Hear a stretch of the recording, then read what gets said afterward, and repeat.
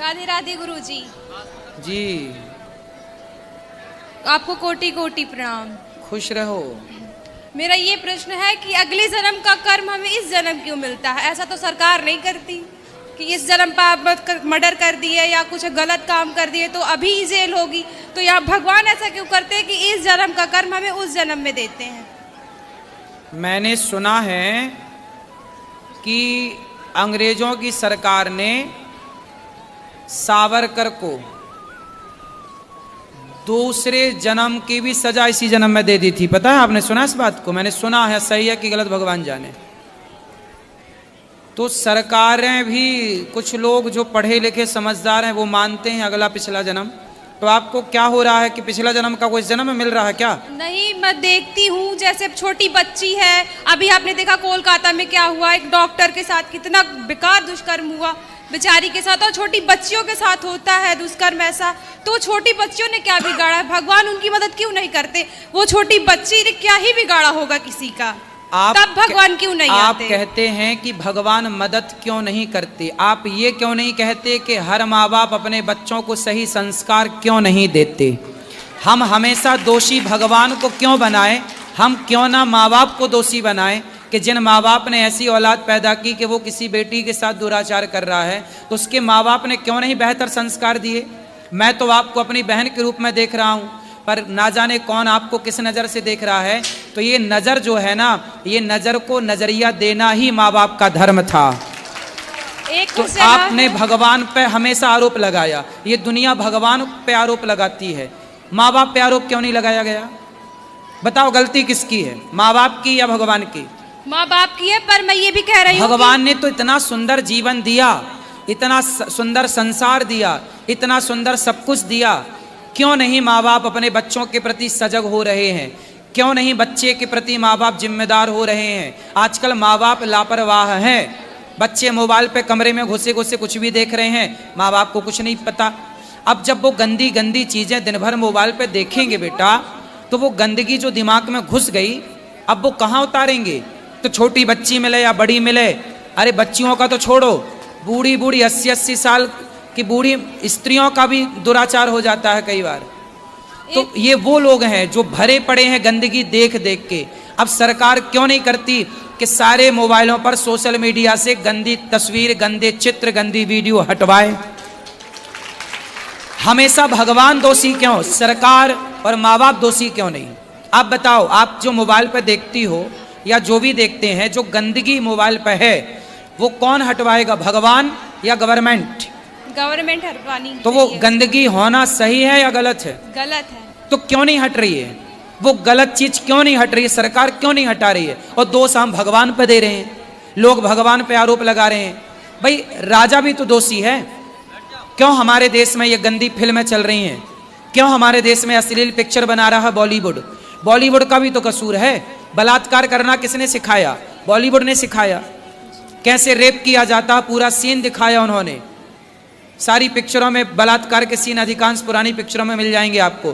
तो लड़के जब वो देखते हैं तो उनको लगता है जब उसने किया तो अपन भी करते हैं, तो वो भी करता है। भगवान को दोषी क्यों बनाते हैं आप लोग? भगवान को कटघरे में क्यों खड़ा करते हैं? बॉलीवुड को कटघरे में क्यों नहीं खड़ा करते जब वो गंदी पिक्चरें बनाता है? सरकार को कटघरे में क्यों नहीं करते खड़े जब वो गंदी गंदी पिक्चरों की इजाज़त देता है? और माँ बाप को क्यों नहीं कटघरे में खड़ा करते कि वो अपने बच्चों को अच्छे संस्कार क्यों नहीं देते? किसी बेटी के बलात्कार होने में उसके लड़के के माता पिता की गलती है, तुमने अच्छे संस्कार क्यों नहीं दिए? नारी का सम्मान करना क्यों नहीं सिखाया अपने बच्चे को? माँ बाप को भी दंड मिलना चाहिए। एक क्वेश्चन और है, मैं देखती हूँ माताओं को अक्सर ज़्यादा भेदभाव तो माताएं ही करती हैं लड़कियों के साथ, क्योंकि बच्चों को बहुत छूट देंगी लड़कों को। अगर लड़की लड़का पढ़ रहा है तो अक्सर मैं देखूंगी कि लड़कों को कभी नहीं कहेंगी कि तुम ये काम कर लो या वो काम कर लो, हमेशा लड़की को ही बोलेंगी कि नहीं जाके तुम करो। पोछा भी लगाना है, चाय बनाना, छोटे मोटे काम तो बच्चों से करवा ही सकती हैं। अगर ये जो फैला है, बुराइयां फैली लड़कियों के साथ, इतना लड़कियों को इज्जत मांगनी पड़ती है, देता कोई नहीं है। अक्सर मैं देख रही हूँ कि महिला सशक्तिकरण चल रहा है, पुरुष सशक्तिकरण तो नहीं चल रहा है। तो माताएं, अगर माताओं के साथ गलत हो रहा है तो इसकी जिम्मेदार माता ही है, क्योंकि माताएं लड़कियों को तो बहुत सहनशील बनो, इज्जत करो सबकी, लेकिन बच्चों को अपने लड़के के साथ अगर भेदभाव लड़का लड़की के साथ हो रहा तो माता ही करती है लड़की के साथ भेदभाव। मैं अक्सर देखती हूँ लड़कियाँ कुछ भी पहनेंगे तो टोकेंगे, लड़के कुछ भी पहनेंगे कहीं भी जाएंगे तो नहीं टोकेंगे, क्योंकि माताएं ही कहती है अरे तुम तो लड़की हो, तुमको पहना करना चाहिए, संस्कार अच्छे दो, लड़कों का क्या, वो तो काट ही लेंगे अपनी जिंदगी। तो अगर माताएं हमारी वृद्धाश्रम आ रही हैं तो इसके जिम्मेदार भी वो खुद हैं, क्योंकि अगर अब भाई लड़कियों को सिखा रही हैं आप, मुझे लगता है लड़कियां खुद सीख लेंगी। आप बच्चों को दीजिए, आप लड़कों को सिखाइए कि लड़कियों की इज्जत आप खुद करें। अगर वो माताएं सिखाएंगे कि हमारी इज्जत करो, अपनी बहन की इज्जत करो, और काम सिर्फ एक लड़की नहीं करे, लड़का भी करे। अगर लड़कियों को बोल रही हैं तो लड़कों को भी बोले।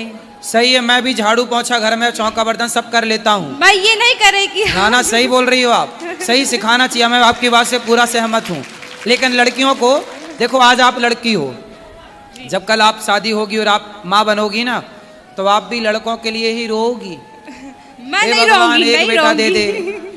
मैं लड़की को बहुत अच्छे संस्कार, लड़कों को भी बहुत अच्छा, मैं लड़की के लिए एक बार ये बात आपकी बात से मैं सहमत हूँ। लेकिन मैं लड़कों को जरूर दूंगी। हर लड़के को सारे काम आने चाहिए, बेटी ही सारे काम क्यों करे। मैं भी अपने घर में झाड़ू, मैं सारे काम जो आप कर लेती हो ना मेरी बहन, मैं सारे काम कर लेता हूँ, झाड़ू पोंछा बर्तन चौका रोटी बनाना सब। अरे गुरुजी, आप जैसा तो दुनिया में कोई हो ही नहीं सकता, आप जैसा कोई नहीं है। लेकिन मैं आपसे बस ये कहना चाह रही कि आप प्लीज माताओं को ये कहिए कि जितना लड़कियों को संस्कार दे उससे ज्यादा लड़कों को संस्कार दे, ताकि हम लड़कियां लड़कों से इज्जत मांगे नहीं बल्कि वो खुद करे, क्योंकि जितना लड़कियां त्याग करती है उतना लड़का कभी त्याग नहीं कर सकता। सही है, आप ठीक कह रही हो। हर माँ को चाहिए कि वो अपने लड़के को नारी का सम्मान करना बचपन से सिखाए। ये कथा में बोलता हूँ बेटा। राधे राधे महाराज जी, और सभी को राधे राधे, जय श्री राधे जी। महाराज जी, मेरा नाम राजकुमारी जायसवाल है। एड्रेस नहीं बताना है? बोलो बोलो। मेरा नाम राजकुमारी जायसवाल है। मैं छत्तीसगढ़ सूरजपुर जिला से आई हुई हूँ। महाराज जी, मैं हमेशा चाहती हूँ कि मैं चुप रहूँ, पर मेरे परिवार में, रिलेशन में ऐसा कुछ मेरे साथ कोई झूठ बोलता है या गलत करता है तो मैं चुप नहीं रह पाती हूँ। और इस वजह से होता यह है कि बहुत सारे लोग मुझसे नाराज़ हो जाते हैं या मेरे साथ अच्छे से रिलेशन नहीं रहता है। तो आप चुप नहीं रह पाती, बोलती हैं तो क्या बोलती हैं आप? मतलब अगर मैं सच बोलती हूँ, अगर मैं किसी का देख ही रहती हूँ कि ये झूठ बोल रहा है, जैसे हमारे स्टाफ भी हैं 55, 60, 70 स्टाफ हैं, तो मैं उन लोगों के बीच वार्तालाप होती है और मैं सुन लेती हूँ कि कोई झूठ बोल रहा है। मैं चाहती हूँ चुप रहूं, पर मेरे से नहीं हो पाता। क्या है, मेरे से क्या पूछना है?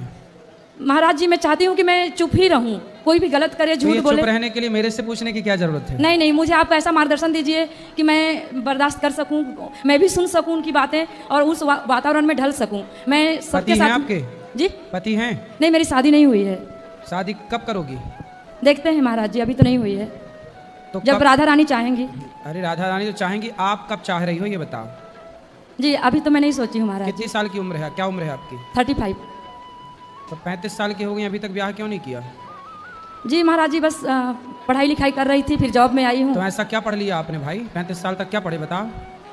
कर रही थी महाराज जी, घर की स्थिति ऐसी नहीं थी तो मैं जॉब को प्रायोरिटी दी पहले, और अभी भी घर में मैं हूँ, अकेले जॉब करती हूँ और है माँ है साथ में, भैया भाभी हैं। तो आगे शादी ब्याह करोगी कि नहीं? देखते हैं, अभी मिल जाएंगे अच्छे से तो कर लूँगी। अच्छी अभी तक मिले नहीं 35 साल में?